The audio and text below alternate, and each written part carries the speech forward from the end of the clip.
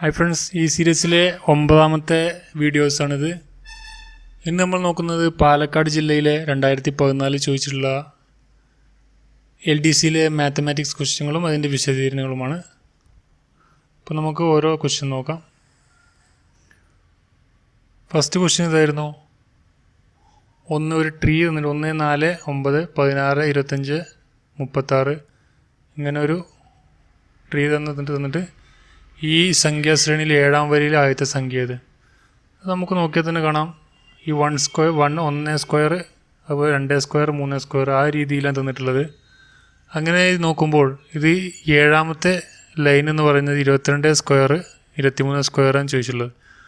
അപ്പോൾ അതിൽ ആദ്യത്തെ സംഖ്യ ഏതെന്ന് ചോദിച്ചിട്ടുള്ളത്. അപ്പോൾ 22 സ്ക്വയർ എന്ന് പറയുന്നത് 7ാം വരിയിൽ 484. 22 സ്ക്വയർ ഇവിടെ ക്വസ്റ്റ്യനായിട്ട് എന്തെങ്കിലും ലിങ്ക് ഉണ്ടോ നോക്കുക. നിങ്ങൾ ഈ ഒരു ശ്രേണി അല്ലെങ്കിൽ നെക്സ്റ്റ് അടുത്ത സംഖ്യ ഏത് എന്നൊക്കെ ചോദിക്കുമ്പോൾ ആദ്യം ആ സംഖ്യയും എന്തെങ്കിലുമായിട്ട് ബന്ധമുണ്ടോ നോക്കുക. ഇവിടെ സ്ക്വയറാണ് എല്ലാം. അപ്പോൾ ഈ 36 ഈ ഒരു രീതിയിൽ ഈ ഒരു ക്വസ്റ്റ്യൻ്റെ രീതിയിൽ എഴുതി പോവുകയാണെങ്കിൽ അത് വലിയ വലിയ സംഖ്യകൾ വരും. അപ്പോൾ ഈ ഒരു സ്ക്വയർ രൂപത്തിൽ എഴുതുകയാണെങ്കിൽ നമുക്ക് പെട്ടെന്ന് അത് ക്യാച്ച് ചെയ്യാൻ കഴിയുന്നതാണ്. അപ്പോൾ 484 അതിൻ്റെ ആൻസർ. അടുത്ത ക്വസ്റ്റ്യൻ നമുക്ക് നോക്കാം. a+b = -1, a = -3. ബിയുടെ വില എന്താണെന്നാണ്. ഇതിൻ്റെ വിശദീകരണം ശരിക്കും ആവശ്യമില്ല, കാരണം ഇതൊരു നെക്സ്റ്റ് ഒന്ന് നമ്മൾ ആലോചിച്ചാൽ കിട്ടും. പക്ഷേ നമുക്ക് ഇക്വേഷൻ ബേസ് ചെയ്ത് നോക്കാം. a+b എന്ന് പറയുന്നത് -1 ആയാൽ a എന്ന് പറഞ്ഞാൽ -3 എന്നിവിടെ ക്വസ്റ്റ്യൻ തന്നിട്ടുണ്ട്. അപ്പോൾ a എന്ന് പറയുന്നത് -3ഉം b എന്ന് പറയുന്നതും കൂടിയാണ് ഈ -1. അപ്പോൾ b എന്ന് പറയുന്നത് ഈ -1 ഇങ്ങോട്ട് വലത്തോട്ട് വരുമ്പോൾ +1 വരും, പ്ലസ്സായി വരും. അപ്പോൾ -1 + 3 എന്ന് പറയുന്നത് 2 ആണ്. 2 ആണ് ആൻസർ. ഇത് ഓപ്ഷനിൽ 2 എന്ന് കണ്ട് അതല്ലെങ്കിൽ 2, 3, 4 എന്നൊക്കെ ഉണ്ടാവും. അത് നോക്കി ചെയ്യുക. -2 എന്നുണ്ടാവും. അത് നോക്കിയിട്ട് ഇവിടെ അപ്ലൈ ചെയ്ത് കൊടുത്താൽ മതി. ഇങ്ങനെ ഇക്വേഷൻ ചെയ്തേണ്ട ആവശ്യമില്ല. നമ്മൾ ജസ്റ്റ് അപ്ലൈ ചെയ്ത് കൊടുക്കുക. 3 + 2 പ്ലസ് ഇവിടെ -1 കിട്ടുന്ന രീതിയിൽ നമ്മൾ അപ്ലൈ ചെയ്ത് നമുക്ക് ആൻസർ കിട്ടുന്ന രീതിയിൽ ആ ഓപ്ഷൻ നോക്കി ചെയ്താൽ നമുക്ക് പെട്ടെന്ന് തന്നെ ആൻസർ കിട്ടും. അടുത്ത് 2, 4, 8, 16 ഒറ്റയാൻ ഏതെന്ന് ചോദിച്ചിട്ടുള്ളത്. ഇവിടെ സ്ക്വയർ ആണെങ്കിൽ ഇവിടെ ഈ 2, 4, 16 കറക്റ്റാണ്. പക്ഷേ അത് 8ഉം 2 ഉണ്ടാവുകൊണ്ട് അതെല്ലാം നമുക്ക് ഉറപ്പിക്കാം. അപ്പോൾ ഇവിടെ അഭാജ്യ സംഖ്യ 2 ഒരു അഭാജ്യ സംഖ്യയാണ്. അതുകൊണ്ടാണ് മറ്റുള്ള എല്ലാം ഭാജ്യസംഖ്യകളും 2 ഒരു അഭാജ്യ സംഖ്യകളുമാണ്. 2 കൊണ്ട് മാത്രമേ 2 കൊണ്ടും 1 കൊണ്ടും മാത്രമേ ഹരിക്കാൻ കഴിയുള്ളൂ. 4 എന്ന് പറഞ്ഞാൽ 2 കൊണ്ടും ബാക്കിയുള്ള 4 കൊണ്ട് ഒരു സംഖ്യ അതുകൊണ്ടും ആ ഒരു സംഖ്യ കൊണ്ടും അതുപോലെ 1 കൊണ്ടും ഹരിക്കാൻ പറ്റുന്ന മാത്രമാണ് അഭാജ്യ സംഖ്യകൾ എന്ന് പറയുന്നത്. ഭാജ്യസംഖ്യകൾ എന്ന് പറഞ്ഞാൽ എല്ലാ ഘടകങ്ങൾ 2ൽ കൂടുതൽ ഘടകങ്ങൾ ഉണ്ടായിരിക്കും. അടുത്ത ക്വസ്റ്റ്യൻ. ഒരാൾ 10 മീറ്റർ നേരെ കിഴക്കോട്ട് നടന്ന ശേഷം 4 മീറ്റർ തെക്കോട്ട് നടന്ന് അതിനുശേഷം 13 മീറ്റർ പടിഞ്ഞാറോട്ട് നടന്ന് യാത്ര ആരംഭിച്ച സ്ഥലത്തു നിന്നും ഇപ്പോൾ നിൽക്കുന്ന സ്ഥലത്തേക്കുള്ള കുറഞ്ഞ ദൂരം എന്ത് ചോദിച്ചുള്ളത്. 10 മീറ്റർ കിഴക്കോട്ട് നടന്ന ശേഷം 4 മീറ്റർ തെക്കോട്ട് നടന്ന് അതിനുശേഷം 13 മീറ്റർ പടിഞ്ഞാറോട്ട് നടന്ന് യാത്ര ആരംഭിച്ചിടത്തു നിന്നുള്ള സ്ഥലത്തേക്ക് ഇപ്പോൾ നിൽക്കുന്ന സ്ഥലത്തേക്ക് അതുപോലെ അതായത് ഇവിടെ ഈ ഒരു ഇതാണ് കാണേണ്ടത്. അപ്പോൾ നമുക്കിവിടെ ഒരു മട്ടത്രികോണം രൂപമാകുന്നുണ്ട് ഇങ്ങനെ. അപ്പോൾ ഇവിടെ ഇതിൻ്റെ നീളം എന്ന് പറഞ്ഞാൽ ഇവിടെ തന്നിട്ടുണ്ട്. ഇതിൻ്റെ നീളം എന്ന് പറഞ്ഞാൽ ഈ 13 ഇവിടെ മേലെ നമുക്കറിയാം ക്രോസ് ഓപ്പോസിറ്റ് ഇല്ല. 10 മീറ്റർ കുറച്ചാൽ ഇവിടെ 3 മീറ്റർ നമുക്ക് കിട്ടും, ഇവിടെ 4 മീറ്ററും കിട്ടും. ഇനി നമുക്ക് പൈതഗോറസ് സിദ്ധാന്തം. ഇവിടെ പാദം തന്നിട്ടുണ്ട്, ലംബം തന്നിട്ടുണ്ട്, ഇവിടെ കർണം കാണണം. കർണം നമുക്കറിയാം, കർണം സ്ക്വയർ = പാദം സ്ക്വയർ + ലംബം സ്ക്വയർ ആണ് കർണം എന്നത്. ആ ഒരു ഇക്വേഷൻ അപ്ലൈ ചെയ്താൽ നമുക്ക് അതിൻ്റെ ആൻസർ √25 എന്ന് കിട്ടും. √25 എന്ന് പറഞ്ഞാൽ 5 മീറ്ററാണ് അതിൻ്റെ ദൂരം. അല്ലെങ്കിൽ നമുക്ക് ഈ ട്രിക്ക് ഉപയോഗിക്കാം. ഏറ്റവും വലിപ്പം ഏറ്റവും അളവ് കൂടിയ ആ ഒരു ഭാഗം ഇപ്പോൾ ലംബമാണ് ഇവിടെ അളവ് കൂടിയത് 4 മീറ്റർ എന്നത്. അത് നമ്മൾ 2 × 2 കൊണ്ട് ഗുണിക്കുക. ഈ ലംബം എന്ന് പറയുന്ന ഈ സംഭവം 2 കൊണ്ട് ഗുണിച്ചാൽ നമുക്ക് 8 എന്ന് കിട്ടും. അതിൽ നിന്നും പാദം എന്ന് പറയുന്ന ഈ 3 മീറ്റർ കുറച്ചാലും നമുക്ക് ആൻസർ 5 മീറ്റർ എന്ന് കിട്ടും. പക്ഷേ ഇത് എല്ലാ വലിയ ക്വസ്റ്റ്യൻ ഇപ്പോൾ 23-18 എന്ന് പറയുന്ന ആ ഒരു രീതിയിലുള്ള ക്വസ്റ്റ്യൻസ് ഒന്നും ഇത് അപ്ലൈ ചെയ്യാൻ കഴിയില്ല. ഇങ്ങനത്തെ ചെറിയ ദിക്കുകളും കാര്യങ്ങളൊക്കെ ചെയ്യുമ്പോൾ ഈ ഒരു ഇക്വേഷൻ അപ്ലൈ ചെയ്യാൻ പറ്റുന്നതാണ്. നിങ്ങൾക്ക് ശ്രദ്ധിച്ച് നിങ്ങൾ വേറെ ക്വസ്റ്റ്യൻസ് ഇതിൽ അപ്ലൈ ചെയ്ത് നോക്കുക. അപ്പോൾ നിങ്ങൾക്ക് അത് അടുത്ത ക്വസ്റ്റ്യൻ മാറ്റ് എന്ന് പറയുന്നത് 13,120 ആയാൽ സാറ്റ് എത്രയാവും? അപ്പോൾ നമുക്കറിയാം ഇവിടെ ഈ ഇംഗ്ലീഷ് അക്ഷരമാലയിലെ സ്ഥാനത്തിനനുസരിച്ചാണ്. എ എന്ന് പറഞ്ഞ് 1, അതുപോലെ എം എന്ന് പറഞ്ഞ് 13, ടി എന്ന് പറഞ്ഞ് 20 എന്ന രീതിയിലാണ് ഈ ഒരു ക്വസ്റ്റ്യൻ ഉള്ളത്. അപ്പോൾ നിങ്ങൾ ശ്രദ്ധിക്കേണ്ട ഒരു കാര്യം, നിങ്ങൾക്ക് എക്സാമിന് നിങ്ങൾ പോകുമ്പോൾ തന്നെ ക്വസ്റ്റ്യൻ പേപ്പർ കിട്ടി നമുക്ക് 10 മിനിറ്റ് അവിടെ ഗ്യാപ്പ് കിട്ടും. ആ ഗ്യാപ്പിൽ തന്നെ നമ്മൾ ക്വസ്റ്റ്യൻ പേപ്പറിൻ്റെ ബാക്കിൽ 1 മുതൽ 26 വരെ എഴുതുക. ഈ 13 കഴിഞ്ഞിട്ട് മേലേക്ക് എഴുതുക, 13 ഇങ്ങോട്ടും 13 മേലേക്കും എഴുതുക. എന്നിട്ട് എ മുതൽ ഈ 13ൻ്റെ വരെ എ മുതൽ എഴുതുക, തിരിച്ച് മേലേക്ക് എഴുതുക. അപ്പോൾ നമുക്ക് കറക്റ്റ് ആൻസർ കിട്ടും. എ എന്ന് പറഞ്ഞാൽ അതിൻ്റെ ഓപ്പോസിറ്റ് സെഡ് ആയി വരും, അതുപോലെ ബി എന്ന് പറഞ്ഞാൽ വൈ ആയി വരും. അങ്ങനെ ഓരോന്ന് നമുക്ക് ഓപ്പോസിറ്റും കിട്ടും, അതുപോലെ കറക്റ്റ് പൊസിഷൻ ആയിട്ട് നമുക്ക് കിട്ടും. അപ്പോൾ ആ ഒരു രീതിയിൽ നിങ്ങൾ ചെയ്ത് നോക്കുക. അപ്പോൾ ഈ സാറ്റ് എന്ന് പറഞ്ഞാൽ ഈ എസ് എന്ന് പറയുന്നത് 19, എ എന്ന് പറഞ്ഞാൽ 1, ടി എന്ന് പറഞ്ഞാൽ 20. അപ്പോൾ നമുക്ക് ഈ ആൻസർ കിട്ടുന്നതാണ്. 6ാമത്തെ ക്വസ്റ്റ്യൻ, 2014 ജനുവരി 1 ബുധനാഴ്ചയാണ് എങ്കിൽ 2014 മെയ് 1 ഏത് ദിവസമായിരിക്കും? 2014 ജനുവരി 1 ബുധനാഴ്ചയാണ്. അപ്പോൾ ജനുവരി 30, ഫെബ്രുവരി 28 ഉണ്ട്. കാരണം അതിവർഷം അല്ലാതുകൊണ്ട് ഫെബ്രുവരി 28, മാർച്ച് 31, മെയ് 30, മെയ് 1 മൊത്തം നമുക്ക് കിട്ടുന്നത് 120 അപ്പോൾ 120നെ 7 കൊണ്ട് ഹരിച്ചാൽ നമുക്ക് കിട്ടുന്നത് 17 സിസ്റ്റമാണ് ഇടേണ്ടത്. ഈ കലണ്ടറിൻ്റെ കണക്ക് സിസ്റ്റം മാത്രമേ നമുക്ക് എടുക്കേണ്ടുള്ളൂ. സിസ്റ്റം 1 അപ്പോൾ ബുധനാഴ്ച + 1 നമുക്ക് വ്യാഴാഴ്ച എന്ന് ലഭിക്കും. അടുത്ത ക്വസ്റ്റ്യൻ, 7 ക്ലോക്കിലെ പ്രതിബിംബം നോക്കിയൊരു കുട്ടി സമയം 9:10 ആണെന്ന് പറഞ്ഞു എങ്കിൽ ക്ലോക്കിലെ യഥാർത്ഥ സമയം എത്ര എന്ന് ചോദിച്ചിട്ടുള്ളത്. അപ്പോൾ നമുക്ക് നോക്കാം. 11:60 നിന്നാണ് ഓർക്കേണ്ടത്. 9:10 എന്ന് പറഞ്ഞ് 12 മണിയുടെ താഴെ ആയതുകൊണ്ട് നമുക്ക് 9:10 എന്നുള്ളത് 11:60 എന്ന് ഓർക്കാം. 12 മണിന് മേലെയാണെങ്കിൽ നമുക്ക് 23:60 നിന്നാണ് കുറയ്ക്കേണ്ടത്. അപ്പോൾ ഈ 11:60 നിന്ന് 9:10 കുറച്ചാൽ നമുക്ക് 2:50 എന്ന് കിട്ടും. 2:50 അതിൻ്റെ ആൻസർ. അപ്പോൾ ക്ലോക്കിലെ യഥാർത്ഥ സമയം 2:50. അടുത്ത ക്വസ്റ്റ്യൻ, 3 ഒന്നുകൾ, 2 1/10, 3 1/1000 സംഖ്യ ഏത്? ഈ രീതിയിൽ 3x1 3 ഒന്നുകൾ, 2 1/10, 3 1/1000. അപ്പോൾ നമുക്ക് ആൻസർ ഇവിടെ 2 എന്ന് പറയുന്നത് ÷ 10 ആകുമ്പോൾ ഈ 0 ഒരു സ്ഥാനം മാറ്റിയിടുക, അപ്പോൾ 0.0. ആ രീതിയിൽ നമുക്ക് 3 + 0.2 + 0.003 എന്ന് കിട്ടും. അപ്പോൾ നമുക്ക് 3.203 ആൻസർ. അടുത്ത ക്വസ്റ്റിന്, അങ്കഗണിതം ഈസ്റ്റ് സംഖ്യ, ബീജഗണിതം എന്താണ് ചോദിച്ചിട്ടുള്ളത്? അങ്കഗണിതം എന്ന് പറഞ്ഞാൽ സംഖ്യകൾ ഉപയോഗിക്കുന്നതാണ്. ബീജഗണിതം എന്ന് പറഞ്ഞാൽ ചരങ്ങൾ ഉപയോഗിച്ച് എഴുതുന്നതാണ്. അടുത്തൊരു കച്ചവടക്കാരൻ 10 രൂപയുടെ പേന 11 രൂപയ്ക്ക് വിറ്റാൽ ലാഭശതമാനം എത്ര? അപ്പോൾ ഇതിൽ ലാഭശതമാനം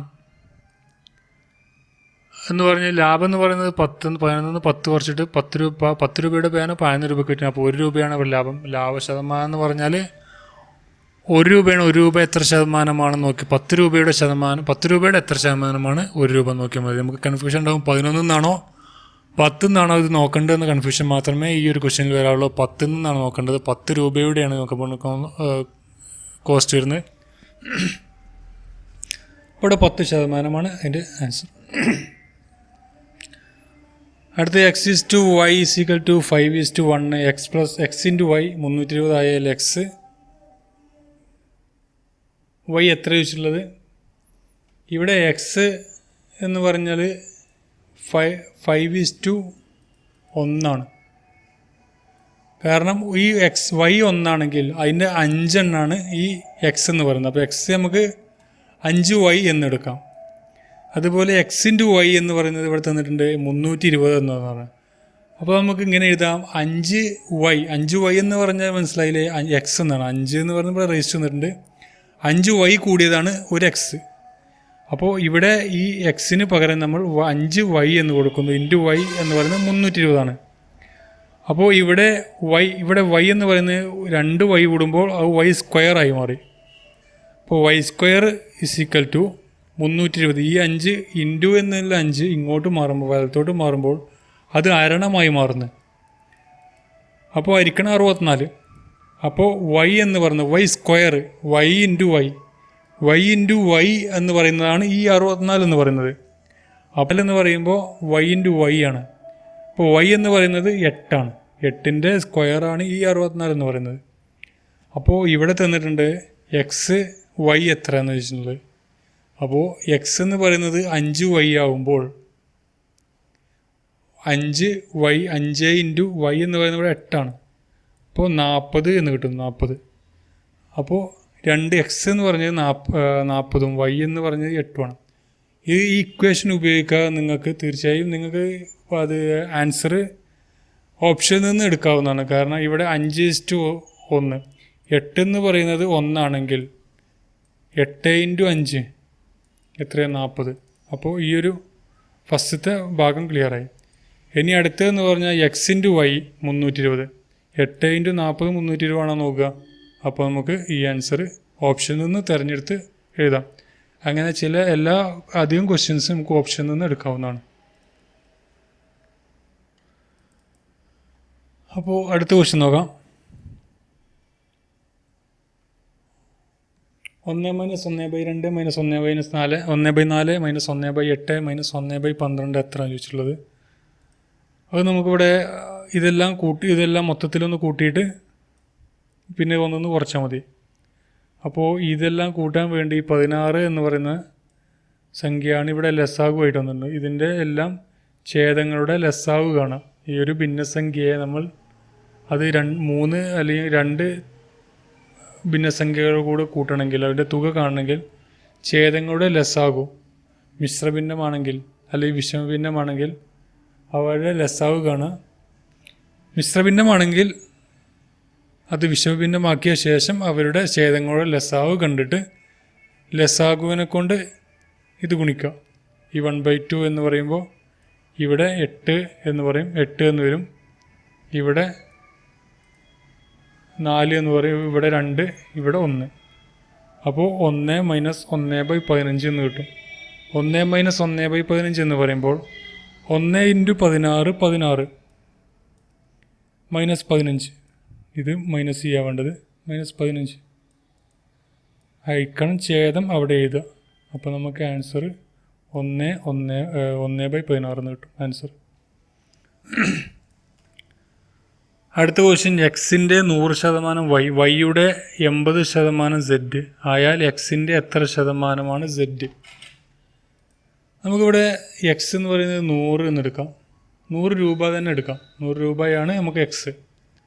അതിൻ്റെ 90% കാണണം. 100ൻ്റെ 90% എന്ന് പറഞ്ഞാൽ 90 ആണല്ലോ. പിന്നെ പറഞ്ഞാൽ 90ൻ്റെ 80%. 90ൻ്റെ 80% എന്ന് പറഞ്ഞാൽ 72 ആണ്. അപ്പോൾ ഇവിടെ എത്ര ശതമാനം ചോദിച്ചു? 72. 100 രൂപയുടെ 90% 90 രൂപ. 90 രൂപയുടെ 80% 72 രൂപ. ആ 72 രൂപ എന്ന് പറയുന്നത് ആണ് ഇവിടെ ഈ ഒരു സെഡ് എന്ന് പറയുന്നത്. അപ്പോൾ ശതമാനത്തിൽ കാണുമ്പോൾ അത് 72%. 100ൻ്റെ എത്ര ശതമാനമാണ് 72? അത് 72%. അപ്പോൾ ആൻസർ 72%. 8% പലിശ കണക്കാക്കുന്ന ഒരു ബാങ്കിൽ AB എന്ന ഒരേ തുക 2 വർഷത്തേക്ക് നിക്ഷേപിച്ചു. A സാധാരണ പലിശയ്ക്കും B കൂട്ടുപലിശയ്ക്കുമാണ് നിക്ഷേപിച്ചത്. Bക്ക് 2 വർഷം കഴിഞ്ഞപ്പോൾ Aയേക്കാൾ 128 രൂപ കൂടുതൽ ലഭിച്ചുവെങ്കിൽ നിക്ഷേപിച്ച തുക എത്ര? Aക്ക് കിട്ടിയ പലിശ എന്ന് പറഞ്ഞാൽ സാധാരണ പലിശയാണ്. അത് 8 + 8 16 ആണ്. Bക്ക് കിട്ടിയ പലിശ നമുക്ക് ഈ ഇക്വേഷൻ ഉപയോഗിക്കാം. A + B + A × B / 100. അപ്പോൾ നമുക്ക് 8 + 8 8 × 8 64 8.8 8 8 8 16 16.64 എന്ന് കിട്ടും നമുക്ക് ആൻസർ 16.64. അപ്പോൾ ഈ ഇവിടെ തന്നിട്ടുണ്ട് ഈ 6.64 ഇവിടെ തന്നിരിക്കുന്നത് ഈ 128 രൂപ. ഈ 0.64% 128 രൂപ. അപ്പോൾ 1% കാണണമെങ്കിൽ 128 ÷ 0.64. ഈ പോയിന്റ് വെച്ചിട്ടുള്ള കണക്ക് പോയെങ്കിൽ നിങ്ങൾ ഈ ഒരു 0.0 മാറ്റിയാൽ മതി. 128.64 എന്ന് പറഞ്ഞാൽ ഈ പോയിന്റ് മാറ്റണമെങ്കിൽ ഇവിടെ സംഖ്യ ഇപ്പോൾ 2 0 കൂട്ടി കൊടുത്താൽ മതി. സോറി, ഇവിടെ 0 മേലെ 0 കൂട്ടി കൊടുത്താൽ താഴെ നമുക്ക് ആ പോയിന്റ് ഒഴിവാക്കാം. ഇവിടെ 64. അപ്പോൾ 128 64 2. അപ്പോൾ 200 ആണ്. 200 എന്ന് പറയുന്നതാണ് അതിൻ്റെ 1%. അതിൻ്റെ 100% തുക നിക്ഷേപിച്ച തുകയാണ് ചോദിച്ചിട്ടുള്ളത്. അപ്പോൾ അതിൻ്റെ 100% 20,000. അടുത്ത ക്വസ്റ്റ്യൻ, ഒരു ജോലി ചെയ്തു തീർക്കാൻ എക്ക് 2 ദിവസം, ബിക്ക് 3 ദിവസം, സിക്ക് 6 ദിവസം എന്നിങ്ങനെ വേണം. അതേ ജോലി അവർ 3 പേരും കൂടി ഒരുമിച്ച് ചെയ്താൽ എത്ര ദിവസം കൊണ്ട് തീരും? എ എന്ന് പറഞ്ഞാൽ ഒരു ജോലി തീർക്കാൻ 2 ദിവസം. അപ്പോൾ ഒരു ജോലി ÷ 2 ദിവസം. അങ്ങനെ വന്നാൽ 1/3 1/6 എന്ന് കിട്ടുന്നത്. അത് ABC-യുടെ ഒരു ദിവസത്തെ ജോലി എന്ന് പറഞ്ഞാൽ A + 1/2 + 1/3 + 1/6 എന്നാണ്. ഇവിടെ 3 സംഖ്യകളുണ്ട്. അവിടെ അവർ ചെയ്യണമെങ്കിൽ അതിൻ്റെ ലസാഗുവാണ്. 6 എന്ന് പറഞ്ഞാൽ ലസാഗു. അപ്പോൾ 6 കൊണ്ട് ഈ 1/2 ഗുണിച്ച് ഛേദം 6 എന്ന് എഴുതുക. അപ്പോൾ നമുക്ക് 6/6 ഒരു ദിവസം എന്ന് കിട്ടും. ഇനി നമുക്ക് എഫിഷ്യൻസി വെച്ച് ചെയ്യുകയാണെങ്കിൽ എയുടെ ഒരു ദിവസത്തെ ജോലി എന്ന് പറഞ്ഞത് എഫിഷ്യൻസി ചെയ്യുമ്പോൾ ഇവിടെ ലസാഗു എന്ന് 6 വർക്കാണ്. 6 എന്ന് പറഞ്ഞാൽ ഇവിടെ ഇതേ ലസാഗു തന്നെയാണ്. ഇവിടെയും 6 എന്ന് പറയുന്നതാണ് അവരുടെ വർക്ക്. A2 എന്ന് പറഞ്ഞ് 2 ദിവസം കൊണ്ട് തീർക്കും. അപ്പോൾ 6 അരിക്കണം 2 3. ഇവിടെ 3 ദിവസം കൊണ്ട് തീർക്കും പറഞ്ഞാൽ 2. ഇവിടെ 1 ദിവസം കൊണ്ട് തീർക്കും, 6 ദിവസം കൊണ്ട് തീർക്കുന്നു. അപ്പോൾ 1. ഇവിടെ A എന്ന് പറയുന്നത് 3 എഫിഷ്യൻസി, B എന്ന് പറയുന്നത് 2 എഫിഷ്യൻസി, C എന്ന് പറയുന്നത് 1 എഫിഷ്യൻസി. ടോട്ടൽ എഫിഷ്യൻസി എന്ന് പറഞ്ഞാൽ 6 എഫിഷ്യൻസിയാണ് ഇവർക്ക് ഈ വർക്ക്. 6 എന്ന് പറഞ്ഞ വർക്ക് ചെയ്യാൻ 6 എഫിഷ്യൻസി. അപ്പോൾ എത്ര ദിവസം കൊണ്ട് തീർക്കുന്നു പറഞ്ഞാൽ 6 അരിക്കണം 6 = 1. അതാണ് ഇവിടെ കിട്ടിയ ഒരു ദിവസം.